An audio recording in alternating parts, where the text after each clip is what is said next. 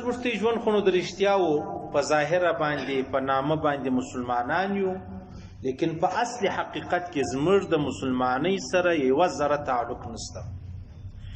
هغه وجه دا د عاجزانو چې که زما او ستا فایده وه، ما او تا د دین هغه اړخ رخلو خپلویو، که زما او ستا پکې تاوان و بیا یې ما او تا نه یادوو، ما او تا یې نه خوښوو، ما او تا هغه کار چې دی هغه نه کوو. د الله رسول فرمایي په آخره زمانه کې به انسانان داسې یي چې د اسلام په کومه خبره کې د ده فایده وله هغه به خپلوي، که د ده تاوان و هغه به بیا نه خپلوي، د هغه څخه به ځان چې دی هغه باسي.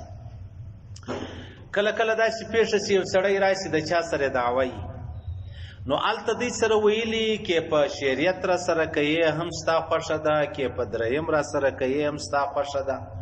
نو دی اول راسي د یو عالم څخه پوښتنه وکړي دا مسله ده زه ګټم کې بیلم.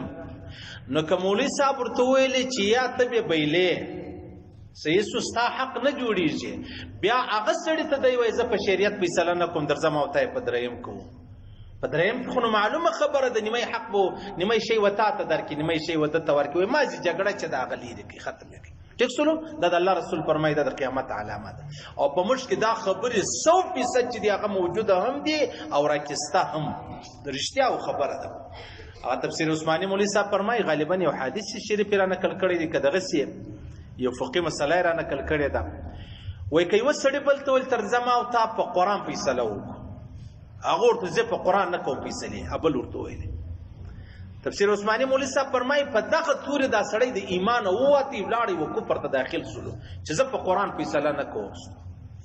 ټیک ده دا ووایي چې یاره ټیک ده صحیح ده منم یې قرآن هم منم حدیث هم منم، راسه په دریم یې سره وکړو، دریم هم اجازه شته، خو دا به نه کوي چې زه په قرآن فیصله نه کوم. نو قرآن دا معنی چې زه په خدای فیصله نه کوم، زه د خدای فیصله کوي نه یا یې مني نه، نو خو معلومه خبره ده دا خو څه ورکه خبره نه ده چې زه هم یاره په دې سړی کافر کېږ کنه.